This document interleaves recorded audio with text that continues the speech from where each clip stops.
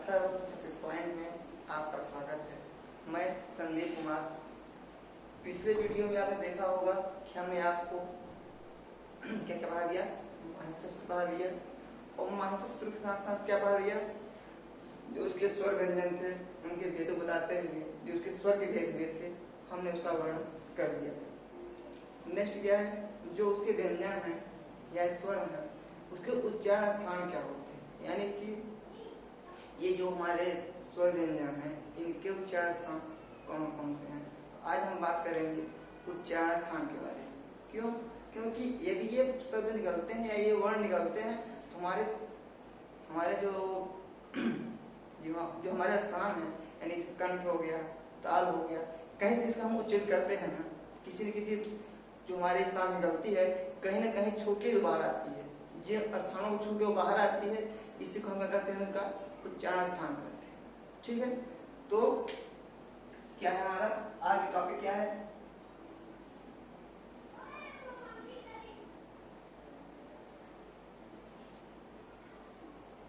उच्चारण स्थान। ठीक है, क्या नाम है, उच्चारण स्थान। ठीक है, अब ये उच्चारण स्थान किसके अनुसार कितने होते हैं ये सब जानने की आवश्यकता आपको अभी नहीं है। फिलहाल हम आपको एक के अनुसार बता देते हैं कि पाणिनि शिक्षा के अनुसार उच्चारण स्थान 8 होते हैं।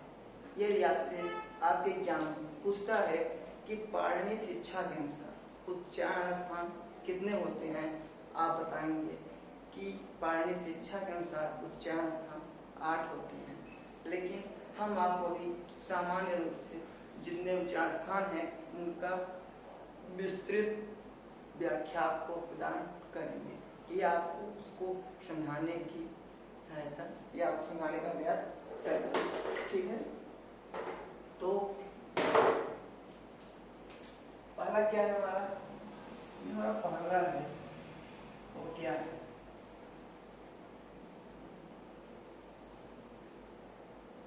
अपोह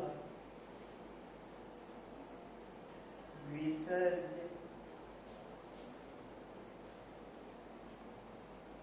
नियमन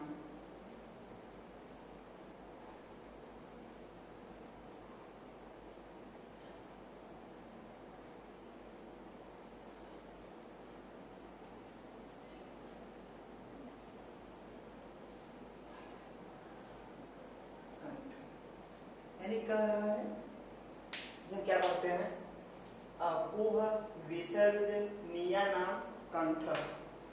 क्या है, अपूह विसर्ज नियना कंठ। वैसे पढ़ क्या पढ़ेंगे, अपूह विसर्ज नियना कंठ। अब कह रहा है कि इतना जो लिखा हुआ है, यानी कि अब इसका हम ऑपरेशन करते हैं, यानी कि इसको हम तोड़ देंगे तो हमें ये पता हो जाएगा कि इसमें कौन कौन से वर्ण छुपे हुए हैं। ठीक है, तो जिनका उच्चारण स्थान कंठ होता है, यानी हम पहला कंठ के बारे में आपको बताने चल रहे हैं। उसमें से कंठ से या कंठ रूपी उच्चारण स्थान से हम किन किन वर्णों का उच्चारण करते हैं वो आपको इस सूत्र के माध्यम से पता चल जाएगा। ठीक है, देखते हैं फिर यहाँ क्या लिखा हुआ है। एक है अ, फिर क्या है उ। अब कु मतलब क्या, कु मतलब क वर्ग, कु मतलब क वर्ग। इसमें कु मतलब क वर्ग, का मतलब क्या, क ख ग घ अंग। यानी कहीं भी कु बोल दे तो क वर्ग यानी क ख ग अंग, चु बोल दे तो च छ ज झ य, टू बोल दे तो ट ठ ड ढ अड़। ठीक है, यहाँ क्या बोल रहा है, कु। कु मतलब क्या, इसको हम कर सकते हैं क ख ग घ और यानी अ का उच्चारण स्थान कंठ होता है। उ मतलब क वर्ण, क ख ग घ अंग, इनका उच्चारण स्थान कंठ होता है। फिर आएगा विसर्ज ना, अगर इसको हम तोड़ेंगे तो क्या हो जाएगा, विसर्ग। क्या हो जाएगा,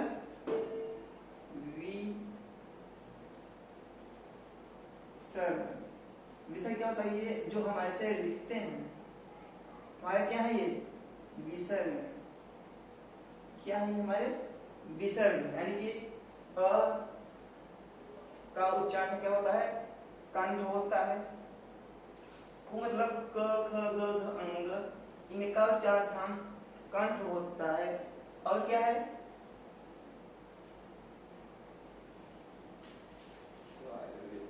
इसके पहले क्या लिखा हुआ है? यहाँ पर पहले अ था, फिर ओ था, फिर ह था। क्या था? इसके मुंह पर क्या करना? ह, यानी ह का भी उच्चारण क्या होता है? कंठ होता है। फिर क्या है? विसर्ग, यानी इसका उच्चारण स्थान कंठ होता है। यानी कि कंठ उच्चारण स्थान से, कंठ के उच्चारण स्थान से हम क्या क्या बोल सकते हैं? तो दिया हुआ है कि जो अ वर्ग है, यानी कि अ वर्ण है। अब अ मतलब क्या? अ के कितने भी रूप बनते हैं? कितने रूप बनते हैं? 18 रूप। अ के 18 भेद होते हैं, यानी जो 18 भेद हैं उन सब का उच्चारण जब करेंगे तो कहां से करेंगे? हम कंठ से। ठीक है। फिर क्या दिया है? कु। कु मतलब क, यानी क ख ग घ अंग, यानी कि ये जो हमारे पांचों वर्ण हैं, पांचों वर्ण मतलब कु का 5 वर्ण आएंगे। कौन कौन? क ख ग घ अंग। ठीक है। यानी अ का उच्चारण स्थान कंठ, कु मतलब क वर्ग का उच्चारण स्थान, क वर्ग का उच्चारण स्थान कंठ। अब क वर्ग में क्या है? क ख ग घ अंग। फिर क्या है? ह। ह मतलब यहाँ था, ह का उच्चारण क्या होगा? कंठ होगा। फिर क्या था? विसर्ग। विसर्ग का उच्चारण स्थान कंठ होता है। यानी कि कंठ से क्या क्या बोलते हैं? अगर पूछता है आपसे, से आपके यूपी टेलर से पूछ लेता है कि अ का उच्चारण स्थान क्या होगा, या निम्न में से कंठ से उच्चारित होने वाला वर्ण है, तो अगर आप इसको जानते रहेंगे कि अपूह विसर्ग निया नाम कंठ, यानी अ के 18 भेद, उ मतलब क वर्ग यानी क ख ग घ अंग, फिर ह यानी ह, फिर विसर्ग यानी विसर्ग, इतने वर्णों का या इतने वर्णों का उच्चारण क्या होता है? कंठ होता है। ठीक है। अपूह विसर्ज निया नाम कंठ, यानी अ क वर्ग, क वर्ग क्या है? क ख ग घ अंग, फिर ह, फिर विसर्ग, इन पदों का या इन वर्णों का उच्चारण स्थान क्या होता है? कंठ होता है। अब हम आशा करते हैं कि आप कंठ से उच्चारित होने वाले वर्णों को सीख गए होंगे। ऐसा में फिर से मैं बात कर देता हूं एक बार।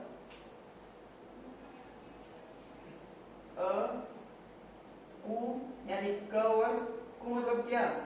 क वर्ग, क वर्ग।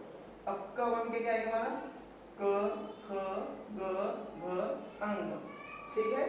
फिर अ क वर्ग, फिर ह, फिर विसर्ग, इनका उच्चारण स्थान क्या होगा? कंठ होगा। चलिए आगे। ठीक है। डाउट नहीं?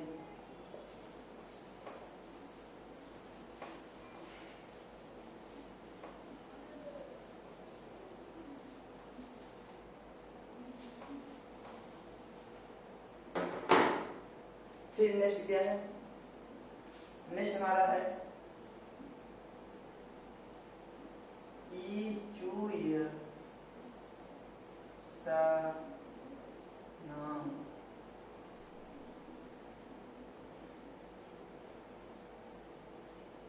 ताऊ, यानी इच्छु ये सा नाम तालु। ठीक है। यानी कह रहा है ई के कुल कितने भी होते हैं? ई के कुल कितने भी होते हैं? यदि अ के 18 भेद होते हैं तो ई कितने होंगे? 18 होंगे, क्योंकि अ, ई, उ और री इन सब के कितने होते हैं? 18 भेद होते हैं। कभी कभी री और री दोनों के जुड़ करके री के 30 भेद होते हैं। क्यों? री री वर्णयो सावर्ण। ठीक है, यानी कि ये कितने हुए? 18। ई। अब देखिए तालु से हम किन किन का उच्चारण करते हैं? तालु रूपी उच्चारण स्थान से हम किन किन वर्णों का उच्चारण करते हैं दिखाते हैं। ठीक है, यानी पहला क्या आएगा हमारा? ई आ जाएगा। ठीक है, फिर क्या है? चू। चू मतलब क्या? चू मतलब क्या? च वर्ग। च वर्ग। च वर्ग क्या आएगा? च वर्ग हमारा आएगा च छ ज झ और ई। यानी कि ई फिर चू यानी च वर्ग। च वर्ग में हमारा क्या क्या आएगा? च छ ज झ और ई। फिर क्या है? य। क्या है फिर नेक्स्ट? वहां दिखाई नहीं पड़ेगा आपको। तो ये क्या है? य। ठीक है, फिर क्या है? स। यानी इतने, यानी ई का उच्चारण स्थान तालु। चू मतलब च वर्ग। च में अगर इतने में पूछता है इनका उच्चारण स्थान क्या होगा, इसका उच्चारण स्थान क्या होगा?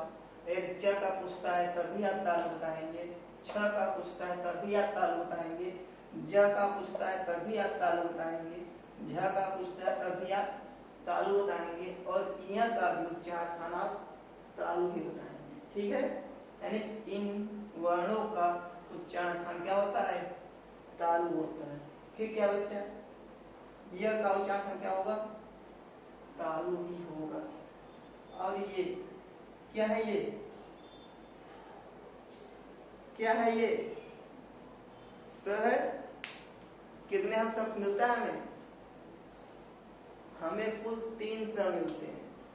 तो एक स से मुलाकात हमें यहाँ हो गई। 3 स कौन कौन मिलते हैं? एक ये स मिलेगा आपको, और फिर एक ये स मिलेगा, फिर एक ये स। ठीक है, तो हमें अब किससे मिले? अभी इससे मिल चुके हैं। यदि पूछता है कि इस स का उच्चारण स्थान क्या होगा, तो इसे हम क्या बताएंगे? तालु बताएंगे। क्या बताएंगे? तालु बताएंगे। तालु। ठीक है, अब देखिए ताल जो है, ताल इसे हम क्या बोलते हैं? तालव्य स भी बोलते हैं। क्या बोलते हैं? तालव्य स बोलते हैं। किसको? इस स। क्यों? क्योंकि इसका उच्चारण अपने तालु से करते हैं। ठीक है, अभी हम क्या बता रहे हैं? उच्चारण स्थान, यानी कि हम जिन वर्णों को जहां से उच्चारित करते हैं, हम जिन वर्णों को जहां से उच्चारित करते हैं वही उसके क्या होते हैं? उच्चारण स्थान होते हैं। यानी कि जब हम वर्ण को उच्चारित करते हैं तो वायु जहां जहां टकरा के बाहर निकलती है वही क्या होते हैं? उसके जहां जहां टकरा वो क्या होते हैं? उसके उच्चारण स्थान होते हैं। ठीक है, यानी जो स है इसका उच्चारण क्या होगा? तालु होगा। ठीक है, यानी कि अब इस तालु उच्चारण स्थान से हम क्या क्या उच्चारित करते हैं? तो पहले कहा क्या? ई।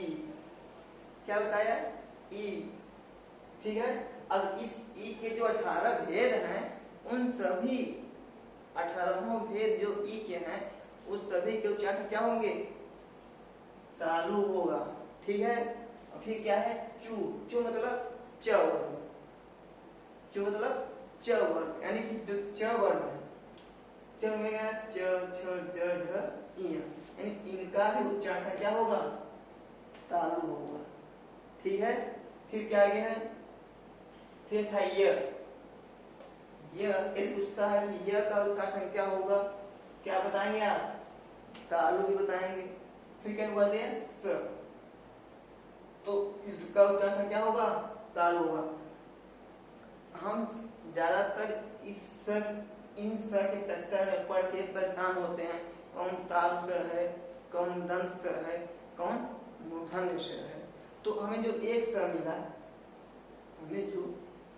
मिला, ये कौन सा है हमारा? तालव्य स है। कौन सा है?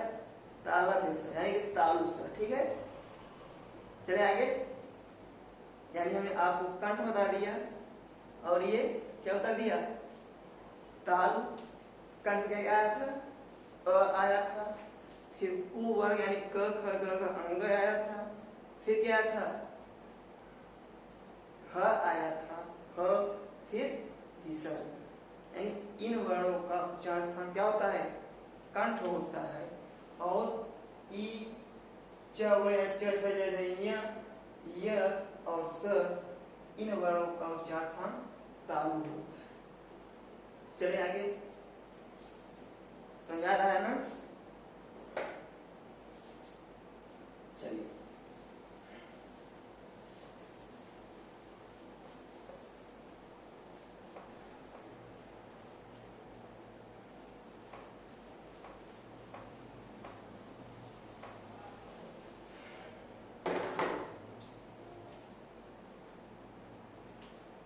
फिर क्या है नेक्स्ट?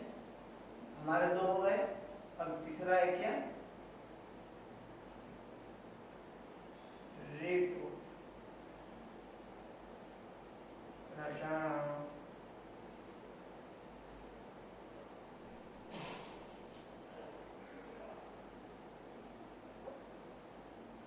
क्या होगा?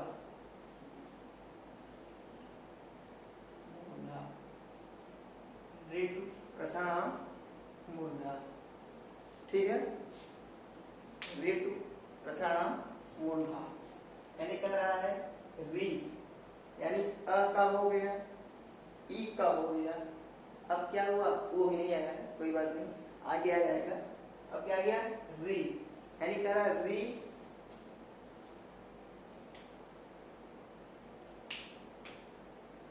क्या आ गया? री, री का उच्चारण क्या होगा? मूर्धा होगा। ठीक है, क्या होगा? मूर्धा होगा। फिर क्या दिया? टू, टू मतलब क्या? टवन। मैंने तो बताया था क्या? कु मतलब क वर्ग, यानी क ख ग घ अंग। चु मतलब च वर्ग, च छ ज झ य। अब टू मतलब ट वर्ग, ट ठ ड ढ अण। क्या होगा? यानी क्या? ट वर्ग। अब इसमें क्या क्या आएगा? ट ठ ड ढ अण। ठीक है, यानी कि री का उच्चारण स्थान क्या होगा? मूर्धा होगा। टू मतलब ट वर्ग का उच्चारण क्या होगा? ट ठ ड ढ अण। इन पांचों वर्णों का उच्चारण क्या होगा? मूर्धा होगा। फिर क्या है? र, र का उच्चारण क्या होगा? मूर्धा होगा। फिर एक और स मिल गया, एक स और मिल गया। इसके पहले एक स मिला था, कौन सा? ये वाला मिला था। कौन सा है ये हमारा था तालव्य स। क्या हमारा था ये?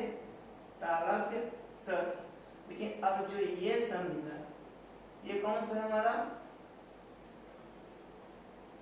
मूर्धन्य। कौन सा है ये? मूर्धन्य। ठीक है, जिसे हिंदी क्या कहते हैं? पेट फटा हुआ स। क्या कहते हैं? पेट फटा हुआ स। मुझे कहना है, आपको क्या कहना है? ऊपर वाला रहेगा तो तालव्य स और नीचे वाला रहेगा तो मूर्धन्य स। ठीक है, चलिए अब देखिए कितना हो गया, यानी री हो गया, टू यानी ट यानी कि ट ठ ड ढ, अड़ हो गया, फिर क्या बचा हमारा र का उच्चारण क्या हो गया, मूर्धा हो गया, स का उच्चारण क्या होगा हमारा, मूर्धा होगा। ठीक है, अब आप सोच रहे होंगे, क्या सोच रहे होंगे कि जो हर जगह ये नाम हो गया, वहाँ निया नाम था, वहाँ पे क्या था अपूर्व से निया नाम, स्थान नाम, मतलब ये सब क्या कहाँ आन नाम जोड़ रहे हैं, क्यों जोड़ रहे हैं, क्यों जोड़ रहे हैं ना, हम इसको लिख क्यों नहीं रहे हैं, प्रॉब्लम हो रही है, जान लेंगे, हो रही है, बता दे रहे हैं। हमें कहना क्या है, हमें कहना ये है कि री ट वर्ग र और स इन वर्णों का, 1 2 3 4 कई वर्ण हो जा रहे हैं, तो हमें इन वर्णों का ना, इन वर्णों का मतलब क्या, हम का के कहाँ आते हैं, संबंध यानी कि षष्ठी विभक्ति में कहाँ आते हैं, जब संबंध कारक होता है हम वहाँ क्या कहते हैं, का के की। ठीक है, तो हम वहाँ पे जब शब्द रूप पढ़ते हैं जो षष्ठी विभक्ति होती है, वहाँ पे क्या होता है, का के की। अब एक वचन होता है, राम को हम ले लेते हैं, किसको, राम। ठीक है, तो अगर राम का हम षष्ठी का एक वचन बनाएंगे तो क्या बन जाएगा, रामस्य बन जाएगा। फिर षष्ठी का 2 वचन बनाएंगे, क्या बन जाएगा, रामयोग। षष्ठी का बहुवचन यानी हम कहें रामों का, रामों का क्या हो जाएगा, रामा राम हो जाएगा। तो वहां जो रामा राम हो रहा है, राम हो रहा है ना, हो रहा है ना, ऐसे ही यहाँ पर ही है, नहीं समझ आया, लिख के दिखाते हैं, इसको पूरा करें पहले। चलिए इसको फिर देखिए, यानी हो गया ना, मूर्धा क्या क्या हमारा आएगा, री आएगा, फिर टू मतलब ट वर्ग, ट ठ ड ढ अड़, क्या इसमें आएगा, यानी इनका उच्चारण क्या होगा, मूर्धा होगा। फिर र का उच्चारण क्या होगा, मूर्धा होगा। स का उच्चारण मूर्धा होगा। ठीक है, अब देखिए हम जो आपको दिखाना चाह रहे थे इसके आगे बताएंगे, पहले उसको समझा देते हैं, ये जो राम नाम फार्म आ रहा है क्यों आ रहा है।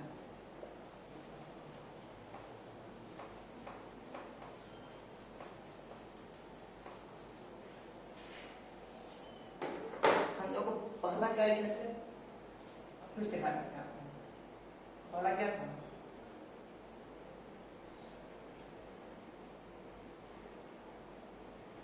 अपोह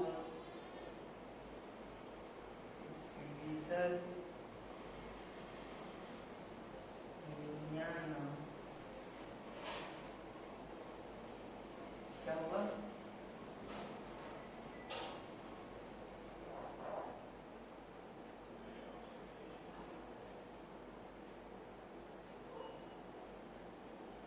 कंठ।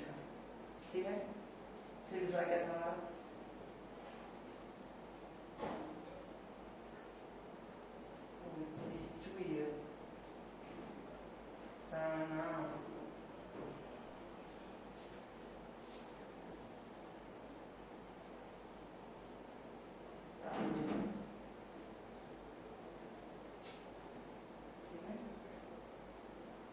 ठीक है हमारा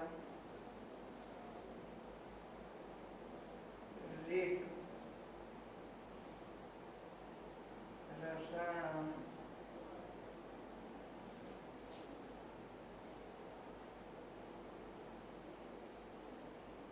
मूर्धा है ना, मूर्धा। ठीक है, देखिए यहाँ पे क्या है, विसर्ग हम लिखे निया नाम आ गया। ठीक है, यहाँ का स लिखे सा नाम हो गया, यहाँ स लिखे थे नाम हो गया। ये तो क्या हो रहा है, हम इसे वहां क्यों नहीं लिखे, इसे हम वहां क्यों नहीं लिखे, इसे हम वहां क्यों नहीं लिखे, ना, इसे हम लिखते हैं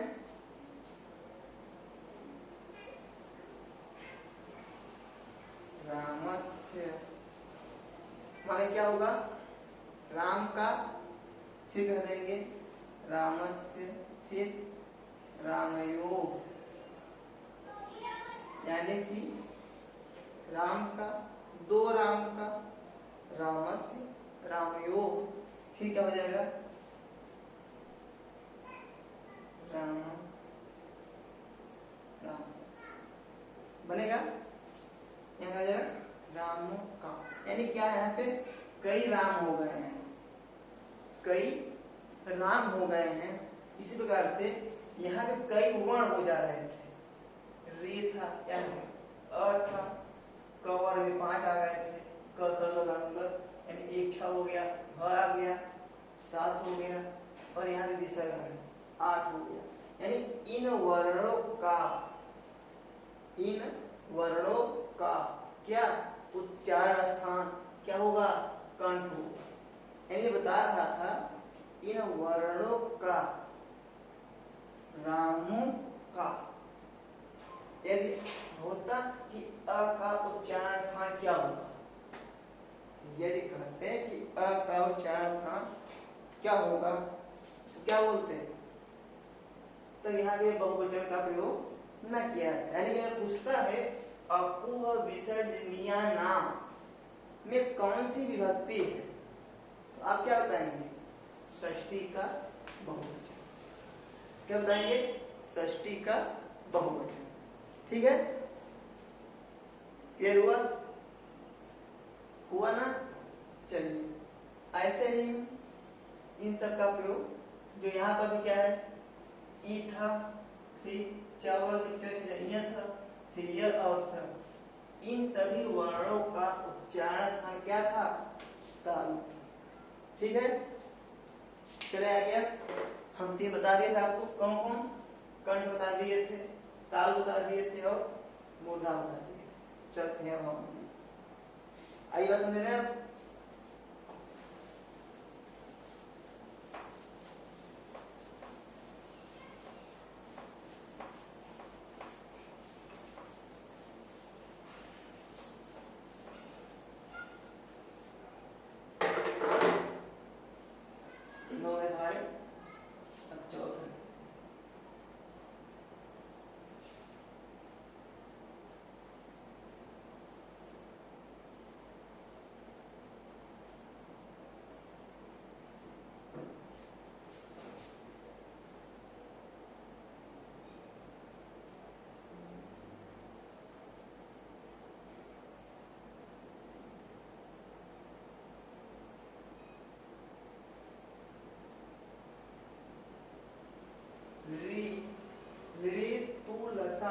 दंता, यह क्या, दंता क्या है, दंता क्या है, बहुवचन है ना, क्यों, क्योंकि हमारे पास कई दांत, कई मतलब क्या, सब्जेक्ट्स हो क्या, नहीं, कितने हैं, अरे अगर हम वयस्क रहेंगे तो 28 दांत, उससे कम बेसी होते रहते हैं। यह क्या, दंता मतलब क्या, कई दांत, एक दांत होता क्या होता, दंता होता। ठीक है, कई दांत कह दिया, दंता दे दिया। ठीक है, कह दिया ली तू लसा नाम दंता। ठीक है, यानी अब दंत के दंत जो उच्चारण करते हैं, यानी दंत से, तो उसमें कौन कौन से वर्ण आ सकते आते हैं, तो पहले बताया क्या, ली। चलिए एक क्वेश्चन आप कमेंट में दीजिएगा, ली का या ली के कितने पेड़ होते हैं, आपके लिए क्वेश्चन है कमेंट देने के लिए, क्या, री के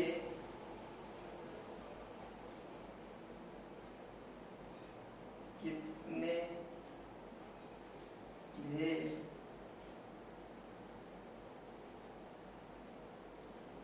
होते हैं और क्यों, और क्यों, आपके लिए, आप कमेंट बताएंगे इसके बारे में कि लिरी के कितने भेद होते हैं और क्यों। यदि हमारे पिछले वीडियो को अच्छे से अध्ययन किया होगा तो उसमें हम आपको इसके बारे में बहुत डिटेल से बता दिए थे। ठीक है, तो क्या बताना है, लिरी के कितने भेद होते हैं और क्यों, ये आपके द्वारा कमेंट में उत्तर हमें चाहिए। ठीक है, चलिए चलते हैं अपने स्थान।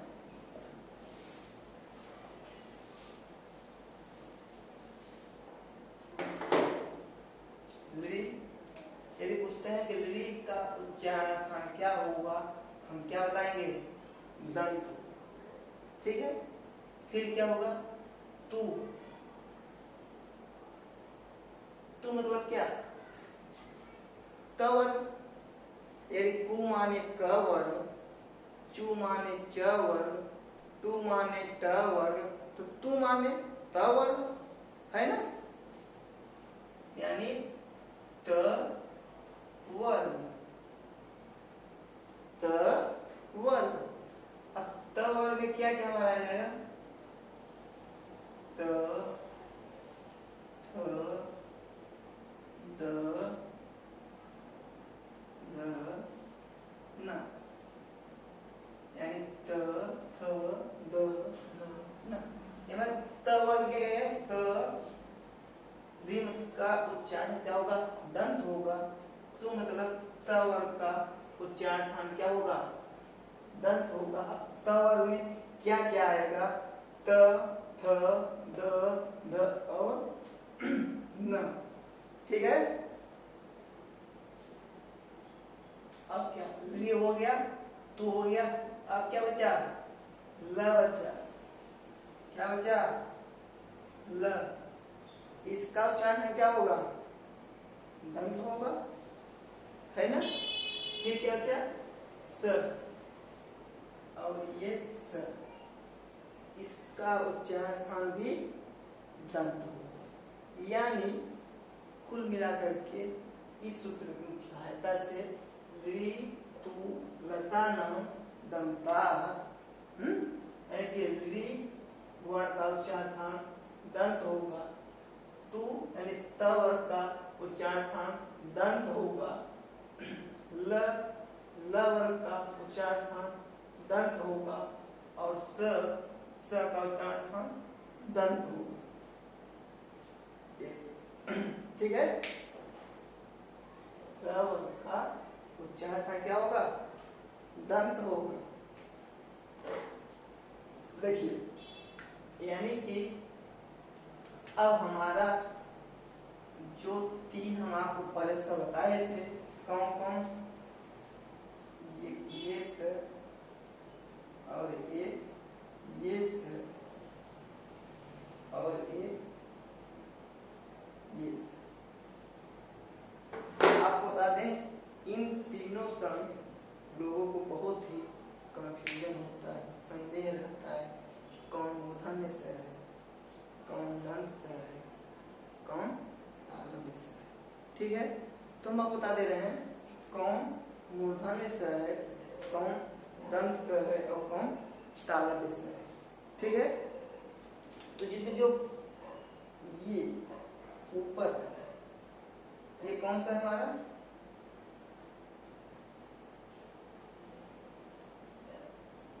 ये हमारा तालव्य स। क्या है हमारा, ये तालव्य स। और जो ये है हमारा, जो हमारा ये है, ये हमारा क्या है,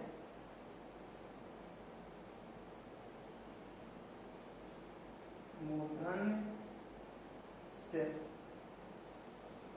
श। क्या ये श, ये क्या है स, ये स। ठीक है, ये हमारा क्या है, दंत। यानी अब आप जान गए कि ये तालव्य से है, ये मूर्धन्य से है और ये दंत से है। ठीक है, यानी कि तालव्य से, मूर्धन्य से और दंत से, इन तीनों के बारे में आप जान गए। अब हम कैसे जानते हैं कि ये ताला की स्वर है, या मूर्धन्य स्वर है और दंत स्वर है? तो सीधी सी बात है कि जो हमारा ये स्वर है, इसका उच्चारण करते समय हमें अपने वायु को अपने ताल से स्पर्श करा करके फिर मुंह के माध्यम से बाहर निकालते हैं। तो इसलिए इसको हम क्या कहते हैं? ताला की स्वर कहते हैं। और जब हम इस स्वर को उच्चारित करते हैं तब वायु हमारे मूर्धा को स्पर्श करके बाहर निकलती है, इसलिए इसे हम मूर्धन्य स्वर कहते हैं। और इसे प्रयोग करते समय हम दंत का प्रयोग करते हैं, यानी कि वायु दंत से बाहर आती है, इसलिए हम इसे दंत स्वर कहते हैं। ठीक है, इन तीनों स्वर के बारे में आप जान गए। ये क्या है? ताला में स्वर, ये मूर्धन्य स्वर और ये दंत। ठीक है, चलिए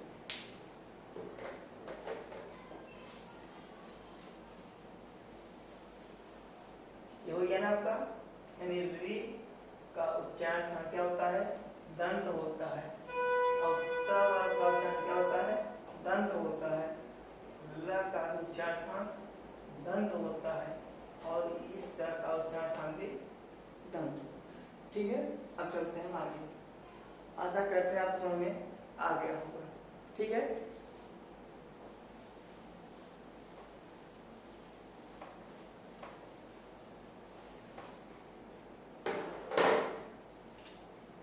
अब चलते हैं 5 नंबर। हमारा 4 हो गया था, 5 नंबर क्या है? उपु पद्मा।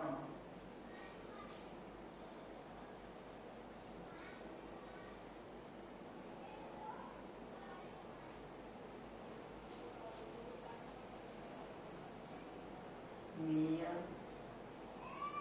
उपपद्मा मिया नाम ओष्ठ।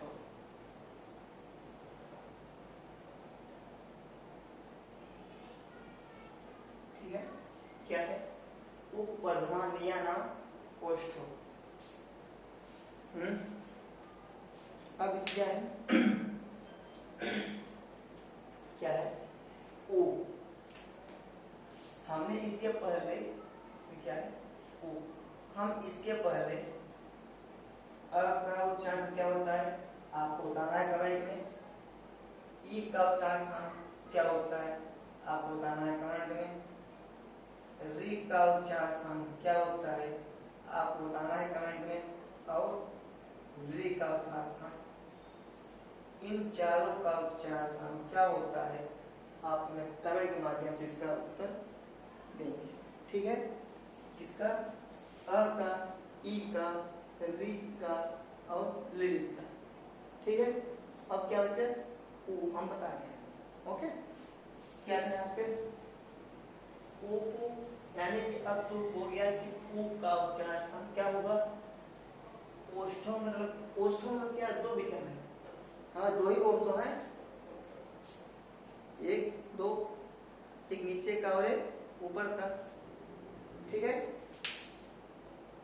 2 ओठ है ना, किसी के पास ज्यादा नहीं है। यदि ज्यादा होंगे तो आगे हो जाएगा, यदि किसी के पास ज्यादा होंगे तो फिर गड़बड़ हो जाएगा। यहाँ पे क्या दिया है? 2 ओठ। ठीक है, कह रहा है उपपद्मा मिया नाम ओष्ठौ, यानी कि ऊ का उच्चारण स्थान ओष्ठ होगा। फिर क्या दिया है?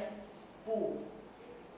अभी तक हम जो कू पाए थे तो ओ कू ऐसे था, चू पाए थे ओ चू ऐसे था, टू पाए थे ओ टू ऐसे था, टू भी मिला था तो ऐसे मिला था।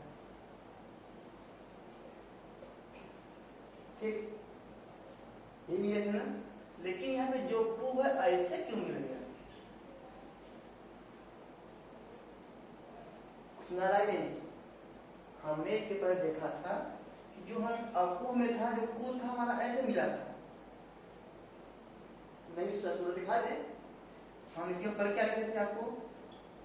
पहला क्या था? अकू विसर्ज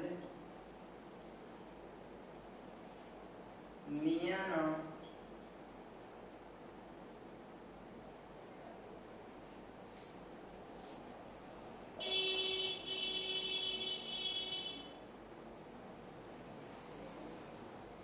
तो ये को क्या है?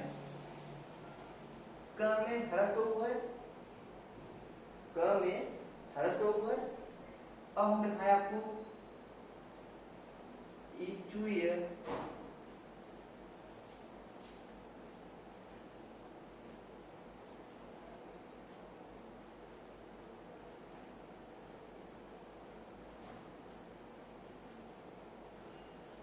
में क्या है? छोटा उ है, लेकिन हम जो यहाँ उपपदमानीय नाम ओष्ठो लिखे हैं, इसमें हमारा बड़ा या ह्रस्व या दीर्घ को क्यों हो रहा है? यानी उ को दीर्घ क्यों हो रहा है? नहीं पता,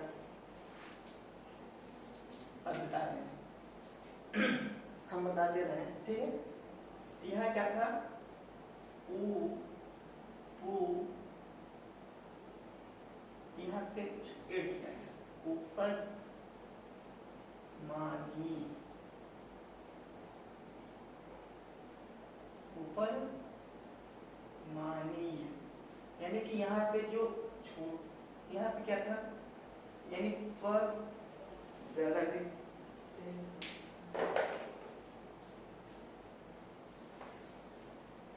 अब ये बना कैसे दिखा दे, फिर आपको बताते हैं इसमें कौन कौन से वर्ड आते हैं, ठीक है।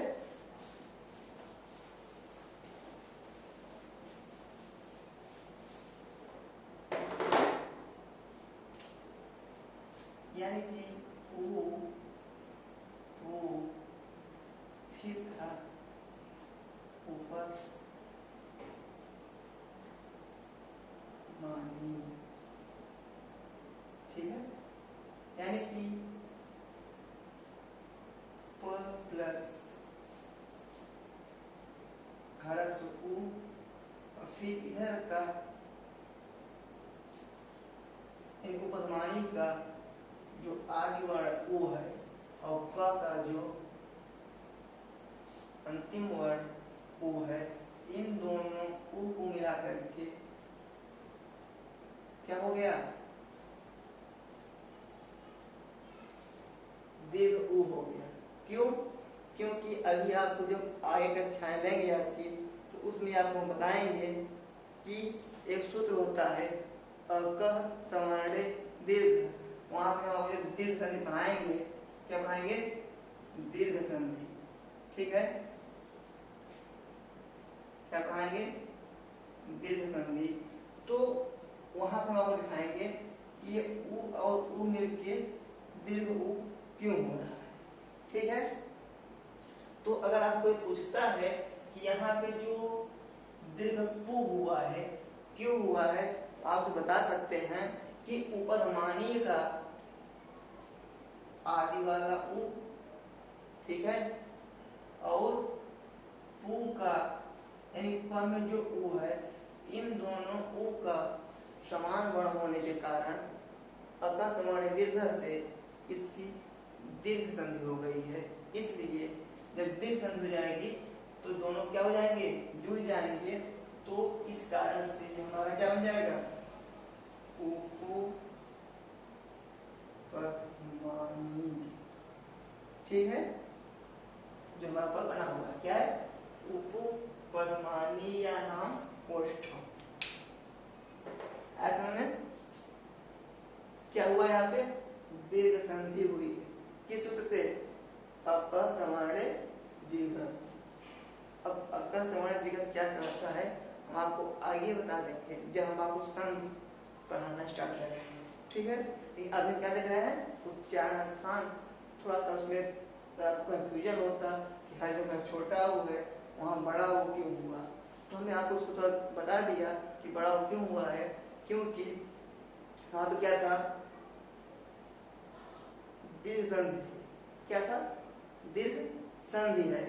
क्यों? क्योंकि उ और उ मिलके दीर्घ उ हो रहे थे, दोनों मिलके एक पद बन जाते हैं। यानी कि जब दो वर्णों की संधि, जब दो वर्णों को जोड़ा जाता है तो वहाँ संधि होती है। यदि हम ये दो पद जोड़ देते क्या होता है, समास हो जाता है। बहुत डिटेल में रह जाए, मैं आप सोचेंगे क्या छोटी सी बात बता रहे थे, बहुत लंबे पहुंच गए। ठीक है, इसमें क्या था, दो वर्ण यानी छोटा हो और बड़ा हो, दोनों वर्णों को मिला दिए तो एक वर्ण बन गया क्या, बड़ा हो, वो क्या हो गया हमारा उपपदमानीय नाम बना दिया। ठीक है, यानी कि इसको हम लिखाए क्या था,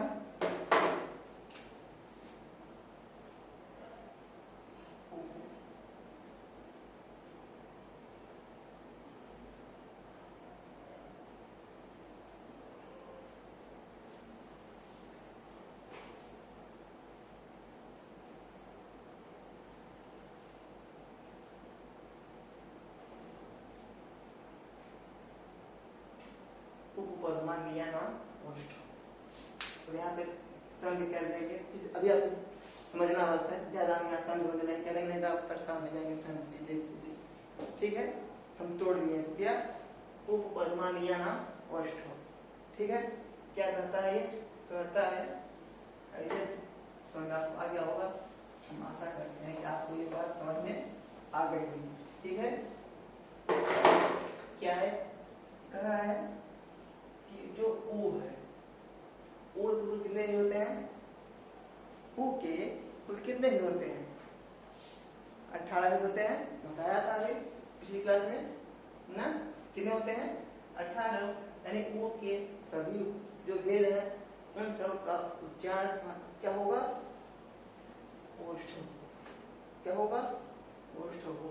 फिर क्या है, ऊ को हम ऐसे भी कर लेते हैं, कैसे कर लेते हैं, ऐसे, क्यों, क्योंकि अगर हम जब इसको जोड़ेंगे तब तो हमारा तोड़ के लिख रहे हैं, इसलिए इसको हम ऐसे विच्छेद करके लिख रहे हैं, इसलिए ऐसे लिख रहे हैं।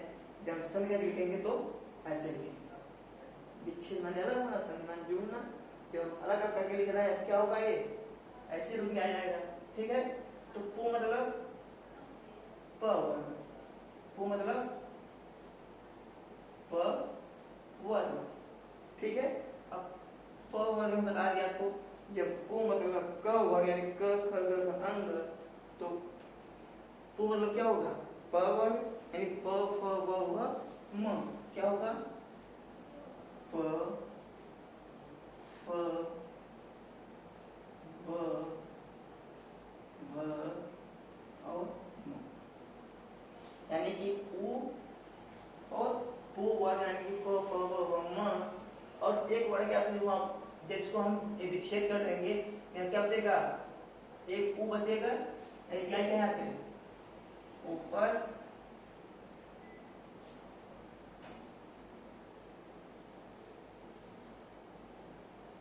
उपपदमानीय। ठीक है, अब उपपदमानीय क्या होता है, जहां पे प और फ इन दो वर्णों के पहले अर्ध विसर्ग लगा रहे हैं, मतलब क्या, यानी कि इसे हम क्या बोलते हैं, उपपदमानीय। क्या बोलते हैं, उपपदमानीय, यानी कि प और फ के पहले यदि अर्ध विसर्ग लगा रहे। अब ये अर्ध विसर्ग क्यों है, क्योंकि हम विसर्ग ऐसे लगाते हैं ना, यदि इसको मिटा देंगे ना, हमारा क्या बचेगा, ये अर्ध विसर्ग तो है, विसर्ग लगा के हम ऊपर बिठा देते हैं तो क्या बचेगा, आधा ही बचेगा ना। क्या उपपदमान क्या आता है, प और फ के पहले क्या हो, अर्ध विसर्ग लगा हो, तो इतने वर्णों का उच्चारण स्थान क्या होगा, ओष्ठ होगा। क्या होगा, ओष्ठ होगा, यानी कि ऊ वर्ण का उच्चारण स्थान ओष्ठ होगा, ऊ यानी प वर्ण का उच्चारण स्थान प फ ब भ म का क्या होगा, ओष्ठ होगा। उपपदमानीय का उच्चारण स्थान ओष्ठ होगा। चले जाएंगे, चले चलिए, समझ आ रहा है ना।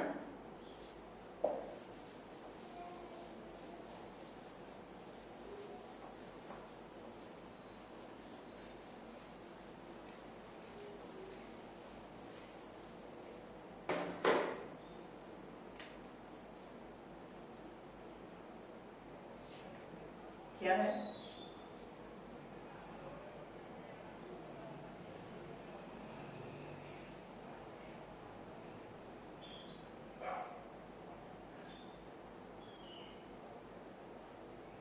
इन गणनानां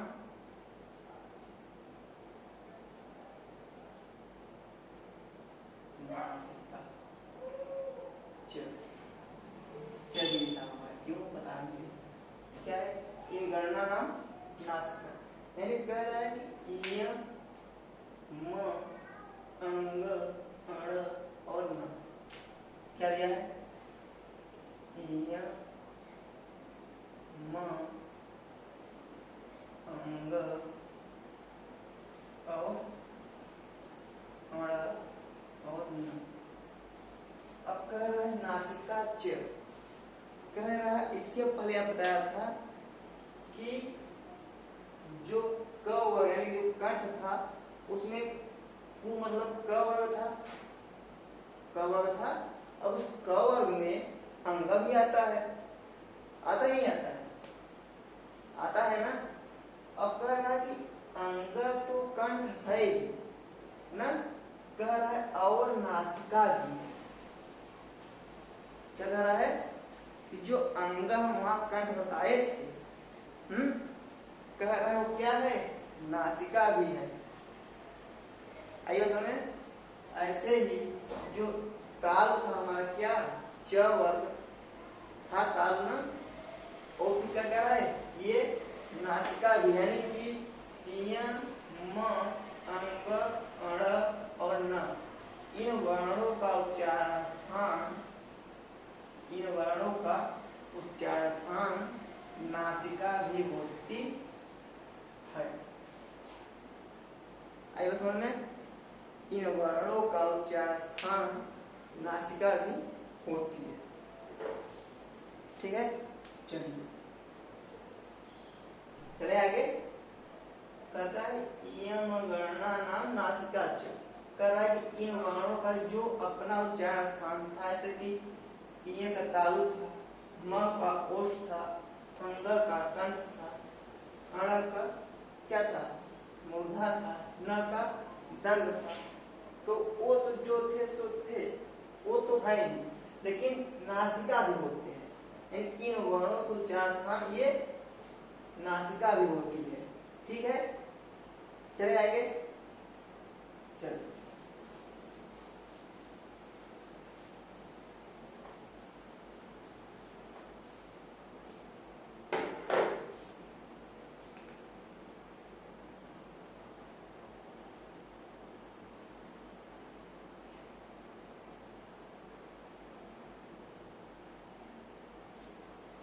तो कंठ तालु, अब बहुत छोटे छोटे हैं। ठीक है, कह रहा है कि जो यहाँ क्या लिखा हुआ है? ए और आई।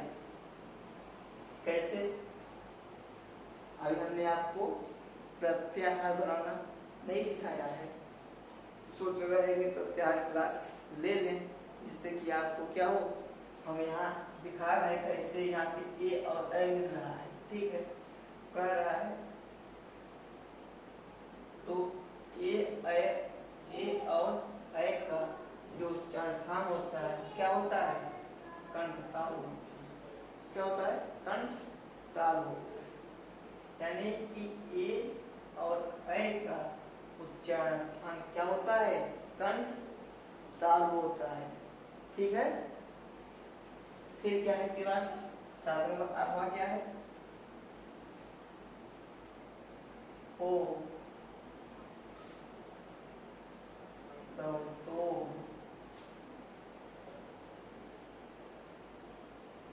कंठोष्ठ क्या होता है? कंठोष्ठ। ठीक है, यानी कह रहा है, क्या कह रहा है कि ओ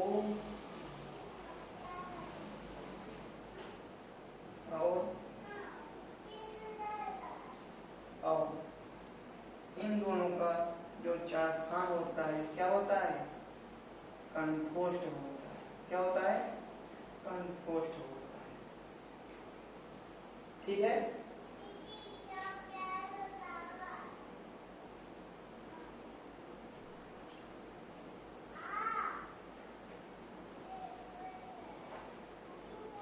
क्या होता है? कंठोष्ठ। ठीक है, 8 हो गए। अब 9वां क्या है?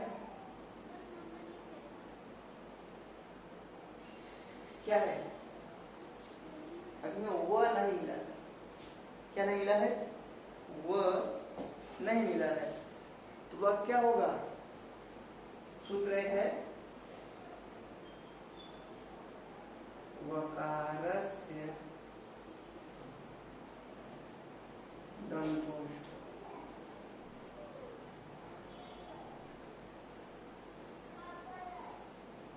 वकारस्य दंतोष्ठ है जो वह है उसका उच्चारण स्थान क्या होगा? दंतोष्ठ होगा। अब हम बता रहे थे पहले कि यदि एक होता तो वहां कौन सी विभक्ति से कह रहे थे ना कि अपूह विसर्ग निया नाम, वो षष्ठी का क्या था? बहुवचन था।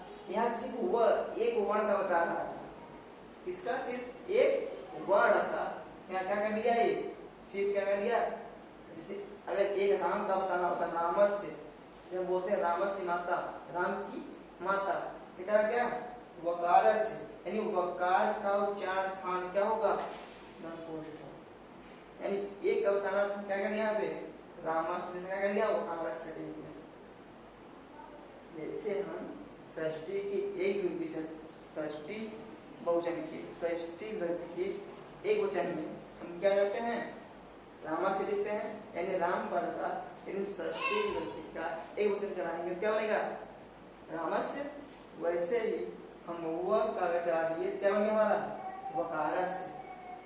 वकार पद का हम अगर चला दिए अकारांत पे राम जैसा, क्या बन गया हमारा? वकारस्य। वह का उच्चारण क्या होगा? दंतोष्ठ।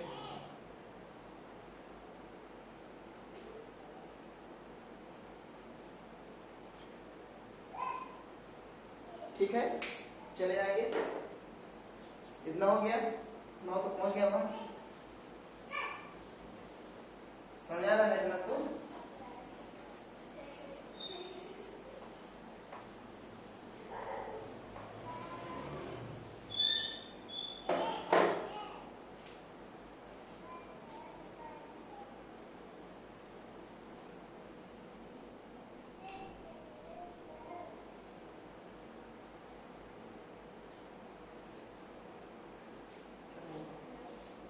जिह्वामूल्यस्य जिह्वामूलम्।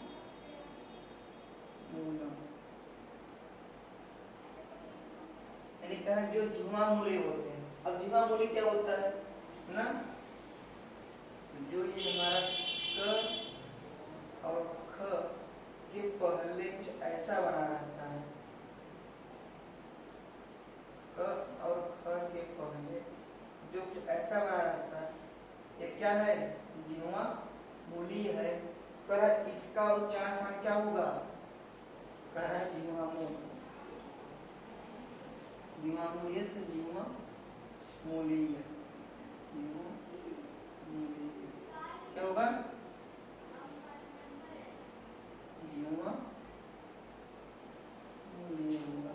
यानी कह रहा है इनका उच्चारण स्थान जिह्वा का मूल होता है। इसका उच्चारण स्थान जिह्वा क्या होता है? यानी ये क्या है? जिह्वा मूली है। ठीक है, समझ आ रहा है कि नहीं? चले आगे। यानी पूछता है कि ये जिह्वा मूली है, इसका उच्चारण क्या होगा? क्या बताएंगे आप? जिह्वा मूली। ठीक है,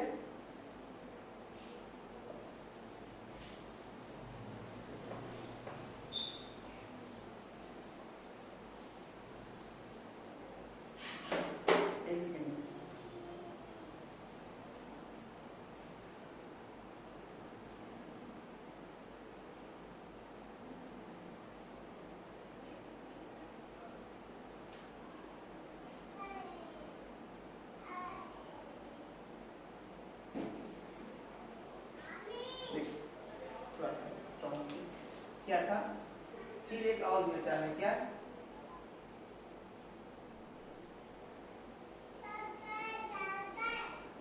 इसके पहले बताया था कि जो नासिका से क्या बोलाते हैं, जितने भी हमारे इयम अंग अण न, इतना बताया था।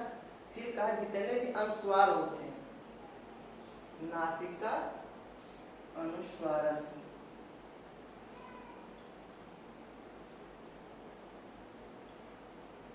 यानी कह रहे हैं कि जो अनुस्वार होते हैं, जो अनुस्वार होते हैं उनका भी उच्चार स्थान क्या होती है, नासिका होती है। यानी कि अनुस्वार जितने भी वर्ण होंगे उनका उच्चार स्थान क्या होगा, नासिका होगा। ठीक है, यानी कि अनुस्वार जो वर्ण होंगे, अब अनुस्वार होते कौन हैं, हम का के ऊपर ऐसे लगा देंगे, ये अनुस्वार हो जाएगा। ठीक है, यानी कि जितने भी जो भी वर्ण होते हैं तो उनके ऊपर चंद बिंदी हम लग जाती है, क्या हमारे अनुस्वार हो जाएंगे। इसलिए जो अनुस्वार वर्ण होते हैं उनका उच्चारण क्या हो जाएगा, नासिका हो जाएगा। ठीक है, चलिए बस दोस्तों आज की व्यवस्था इतना ही। अब हम इसके आगे आपको बताएंगे कि जो हम प्रत्याहार बनाते हैं वो कैसे बनाते हैं। अब ये क्लास बहुत ज़्यादा हो जाएगी, क्या होगी, समस्या होगी कि बहुत ज़्यादा वीडियो जब ज़्यादा रहता है तो देखने में मन नहीं करता, इसलिए हम छोटे छोटे वीडियो बनाएंगे, दिखाएंगे, ताकि आप रुचिपूर्वक देखेंगे उसको और आप उससे कुछ सीखने मिलेंगे। नमस्कार।